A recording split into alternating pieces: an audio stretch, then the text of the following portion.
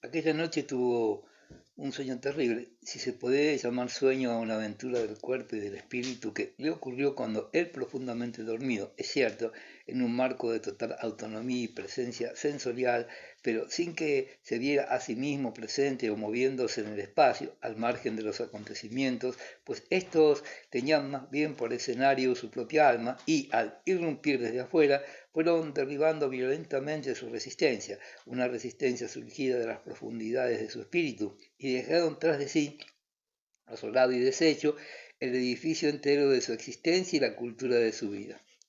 Comenzó sintiendo miedo y deseo y una atroz curiosidad por lo que pudiera venir. Era de noche y sus sentidos estaban a la escucha, pues de muy lejos se acercaba un estruendo, un estrépito, una confusión de ruidos, traqueteos, estridencias y retumbar de truenos apagados, chillidos de júbilo y una especie de clamor que prolongaba el sonido U, todo ello entremezclado y dominado con siniestra dulzura por el son arrullador, inicuo y persistente de una flauta, cuyos ecos impúdicos parecían hechizar las entrañas. Él sabía una palabra oscura, pero que designaba la inminente aparición, el dios extranjero. A la luz de un resplandor confuso divisó entonces un paisaje montañoso similar al que rodeaba su casa de la niega, y entre jirones de luz, desde cimas boscosas, vio precipitarse cuesta abajo, remolineando entre troncos de árboles y peñascos rotos cubiertos de musgo, un tropel de seres humanos y animales, un torbellino, una turba frenética que iba inundando la ladera con cuerpos y llamaradas confundidos en un delirante vértigo de rondas, tropezando con sus vestimentas de pelleja que, excesivamente largas, pendían de un cinturón, grupos de mujeres agitaban panderos sobre sus acesantes cabezas, echadas hacia atrás, blandían antorchas chisporroteantes y puñones desenvainados, llevaban serpientes de agudas lenguas asidas por la mitad del cuerpo, o bien, ululando, portaban sus senos en ambas manos. Vio hombres velludos con taparrabos de piel de fiera y cuernos en la frente, doblar la nuca y agitar brazos y piernas al son de broncíneos címbalos y del furioso redoblar de unos timbales, mientras imberbes efebos aguijaban machos cabrios con varas ojosas, aferrándose a sus cuernos con gritos de júbilo y dejándose arrastrar cuando saltaban. Y los poseídos lanzaban al aire su grito hecho de consonantes blandas y una U final prolongada, dulce y salvaje al mismo tiempo, un grito jamás oído antes que resonaba en algún punto como el bramido del ciervo y era repetido en otro con triunfal frenesí por cientos de voces que incitaban a la danza y a agitar los miembros sin dejar que enmudeciera nunca.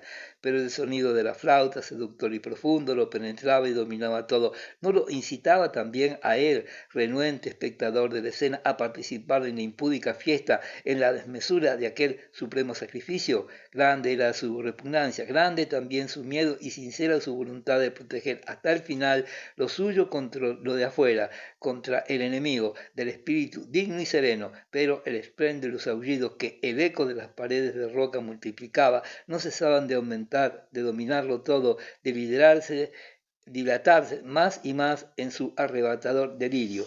Los vapores, el acreedor de los machos cabríos, el efluvio de esos cuerpos jadeantes y una bufarada como de aguas pútridas a la que se sumaba otra, también familiar a llagas y a enfermedades acechantes, le oprimían los sentidos. En su corazón retumbaban los redobles del timbal, el cerebro le daba vueltas y presa de furia, la ceguera y una voluptuosidad embriagadora, su alma ansió integrarse al corro del dios.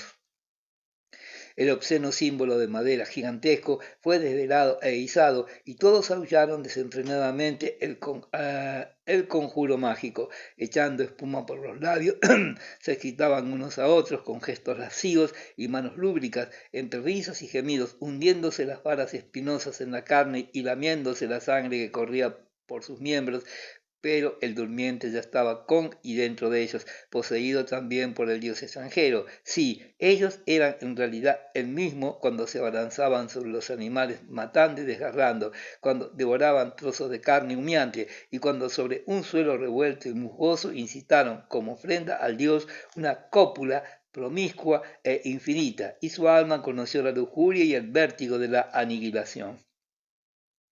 De este sueño se despertó enervado, deshecho, enteramente a merced del demonio. Ya no temía la mirada inquisitiva de la gente, ni le importaba exponerse a sus sospechas.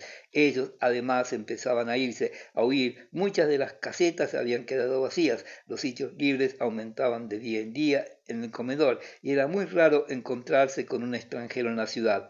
La verdad parecía haberse filtrado, y pese a la tenaz confabulación de los interesados, era imposible seguir conteniendo el pánico. No obstante, ya fuera porque los rumores no hubiesen llegado a sus oídos o porque un exceso de orgullo e intrepidez le impidiera ceder ante ellos, la dama del collar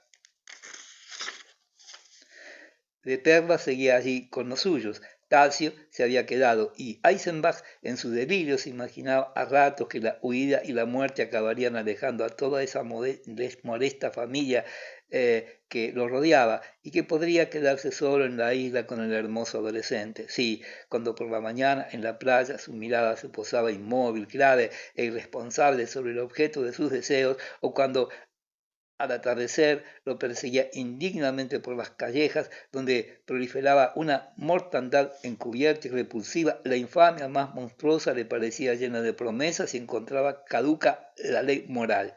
Como todo enamorado deseaba gustar, y la idea de que esto pudiera ser imposible lo angustiaba muchísimo. Empezó a añadir a sus trajes uno que otro detalle rejuvenecedor. A ponerse alhajas y a perfumarse para hacer su toilette necesitaba un rato largo varias veces al día, y se sentaba a la mesa acicalado, excitado y tenso, a la vista de la juvenil tersura que lo había embelesado. Su cuerpo senescente le daba asco, la visión de sus cabellos grises y los perfilados rasgos de su rostro lo asumía en la vergüenza y la desesperanza.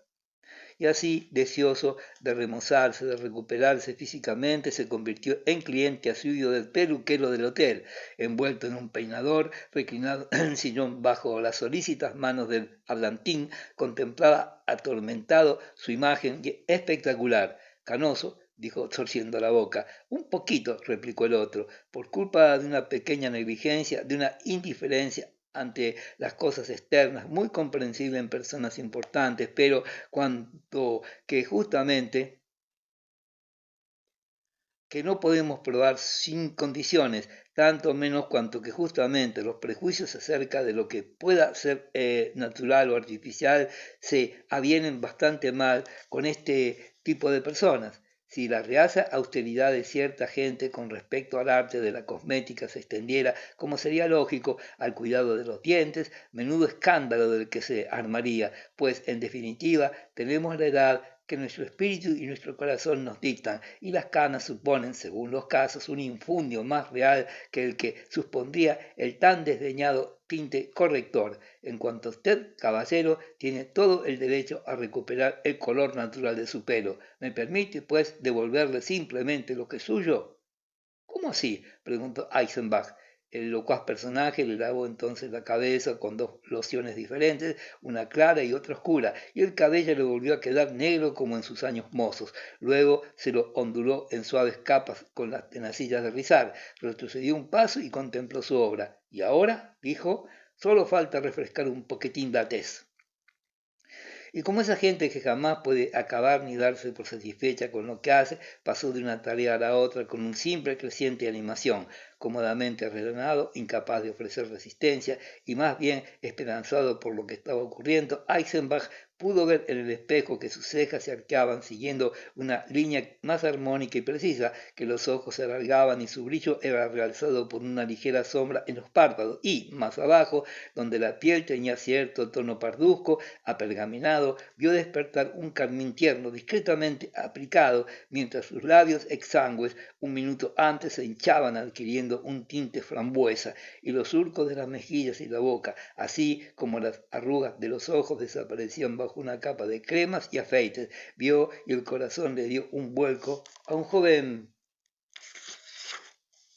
floreciente. El cosmetólogo se dio al fin por satisfecho, agradeciendo con rastrera obsequiosidad, como suele hacer ese tipo de gente al que acababa de servir. Un retoque insignificante, dijo dando una última mano al aliño de Eisenbach. Y ahora el caballero puede enamorarse sin ningún temor.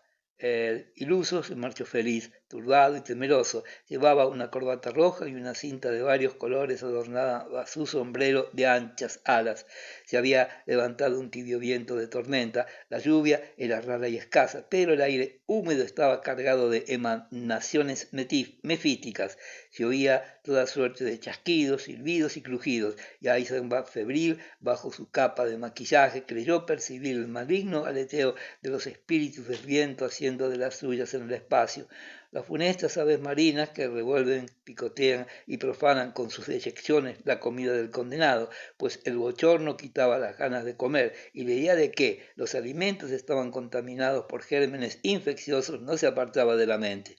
Una tarde, siguiendo las huellas del hermoso, se perdió en el dédalo interior de la ciudad enferma, incapaz de orientarse, pues las callejuelas, canales, puentes y plazuelas de aquel laberinto se parecían demasiado entre sí, incapaz de determinar siquiera los puntos cardinales, solo cuidaba de no perder de vista la figura que tan ansiosamente perseguía, y viéndose obligado a tomar ignominiosas precauciones, como era avanzar pegado a las paredes u ocultarse detrás de los transeúntes, tardó mucho en advertir la fatiga, el agotamiento que su deseo y la tensión continua habían provocado en su cuerpo y en su espíritu. Talcio caminaba detrás de los suyos, cediendo normalmente el paso a la institutriz y a sus monjiles hermanas en las calles más estrechas, y así, al quedarse a rato solo, volvía de vez en cuando la cabeza por encima del hombro para asegurarse con una mirada de sus extraños ojos grises de que su enamorado lo seguía, lo veía y no lo delataba,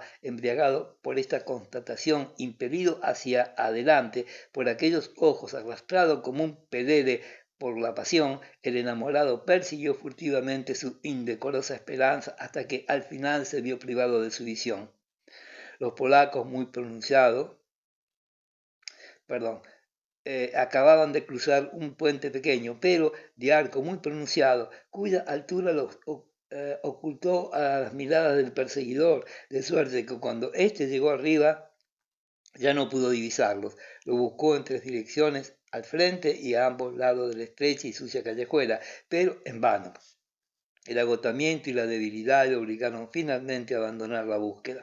La cabeza le ardía, un sudor viscoso cubría su cuerpo, la nuca le temblaba y una sed intolerable lo atenazaba, impulsándolo a buscar alrededor algún alivio momentáneo. En una pequeña verdulería compró algo de fruta, unas fresas excesivamente maduras y ya blandas que fue comiendo mientras caminaba. Una plazuela abandonada que parecía surgir de un hechizo se abrió de pronto ante él. La reconoció. Era la misma donde, semanas antes, concibiera su desesperado plan de fuga. Se dejó caer sobre los peldaños de la cisterna en medio de la plaza y apoyó la cabeza en el brocal de piedra. El silencio era total. Entre el adoquinado crecía la hierba. Alrededor se veían restos de basura en el círculo de casas que lo rodeaban, de altura desigual y corroídas por la intemperie. Había una que parecía un palacio, con ventanas de ojiva, tras las cuales habitaba el vacío y balconcitos ornados de leones. En la planta baja de otra de las casas había una farmacia. De rato en rato, ráfagas de viento cálido traían olor a fenol. Y allí sentado estaba el maestro, el artista que accediera a la dignidad, el autor de El Miserable, que en forma tan ejemplarmente pura había adjurado de la bohemia y las profundidades turbias, denegado su simpatía al abismo y abominado de lo abominable, el escritor encumbrado que, superando su propio saber y emancipándose de toda ironía, se había habituado a los compromisos impuestos por la confianza de las masas, el artista de fama oficial cuyo nombre había sido ennoblecido y cuyo estilo servía de modelo a los adolescentes. Allí estaba sentado, entornando los párpados, y solo a ratos permitía que por debajo de ellos se escurriera para volver a ocultarle a toda prisa una mirada burlona y confusa, y sus flácidos labios, realzados por el maquillaje, modulaban palabras sueltas, extraídas de la extraña lógica del sueño que su cerebro adormecido producía. Porque la belleza, Fedro, tenlo muy presente, solo la belleza es a la vez visible y divina, y por ello es también el camino de lo sensible. Es, mi pequeño Fedro, el camino del artista hacia el espíritu. Pero ¿crees acaso, querido mío, que algún día pueda obtener la sabiduría y verdadera dignidad humana aquel que se dirija hacia lo espiritual a través de los sentidos? ¿O crees más bien, te dejo la libertad de decidirlo, que es este un camino peligroso y agradable al mismo tiempo, una auténtica vía de pecado y perdición que necesariamente lleva al descarrío, porque has de saber que nosotros, los poetas, no podemos recorrer el camino hacia la belleza sin que Eros se nos una y se erija en nuestro guía. Sí, por más que a nuestro modo seamos héroes y guerreros virtuosos, en el fondo somos como las mujeres, pues lo que nos enaltece es la pasión y nuestro deseo será siempre forzosamente amor. Tal es nuestra satisfacción y nuestro oprobio. ¿Comprendes ahora por qué nosotros los poetas no podemos ser sabios ni dignos? ¿Comprendes por qué tenemos que extraviarnos necesariamente y ser siempre disolutos aventureros del sentimiento?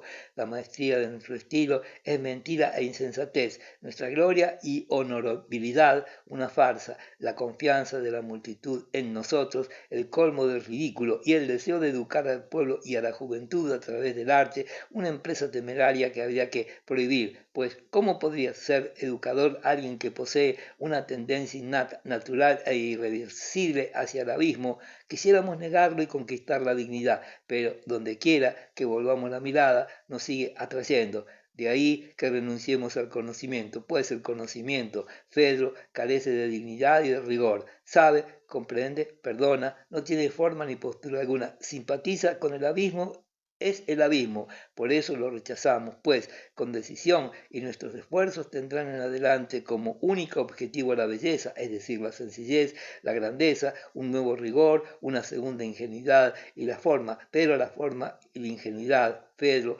conducen a la embriaguez y al deseo, pueden inducir a un hombre noble a cometer las peores atrocidades en el ámbito sentimental, atrocidades que su propia seriedad, siempre hermosa, condena por infames. Llevan también ellas al abismo, a nosotros los poetas, digo, nos arrastran hacia él, dado que no podemos enaltecernos, sino solamente entregarnos al vicio. Y ahora, Fedro, he de marcharme. Tú quédate aquí, y solo cuando ya no me veas, márchate también. Unos días más tarde, Gustav von Eisenbach se sentía indispuesto, abandonó el hotel de los baños más tarde que de costumbre. Tenía que luchar contra una serie de vértigos que solo en parte eran de origen físico y se presentaban acompañados por una creciente sensación de angustia, de absurdo, irremediable y sin salida, que él mismo no sabía bien si referir al mundo exterior o a su propia existencia. En el vestíbulo vio un alto de maletas listas para ser despachadas y al preguntar a un portero quiénes eran los que partían, obtuvo como respuesta el aristócrata apellido polaco, que en secreto esperaba oír. Lo escuchó sin que sus decaídas facciones se alterasen, alzando ligeramente la cabeza como cuando, en forma ocasional, uno se entere de algo que no tiene por qué saber, y luego preguntó, ¿cuándo? Después de comer, le respondieron. Hizo un gesto de agradecimiento con la cabeza y salió. La playa ofrecía un aspecto nada acogedor. Un furtivo temblor agitaba a ratos la ancha y lisa franja de agua que separaba la orilla del primer banco de arena. Cierto halo otoñal, como de supervivencia, parecía planear sobre aquel lugar de esparcimiento tan animado días antes y entonces casi abandonado, cuya arena ya nadie limpiaba. Una cámara fotográfica aparentemente sin dueño descansaba sobre su trípode al borde del mar, cubierta por un paño negro que el viento, ahora más fresco, hacía restallar de tanto en tanto.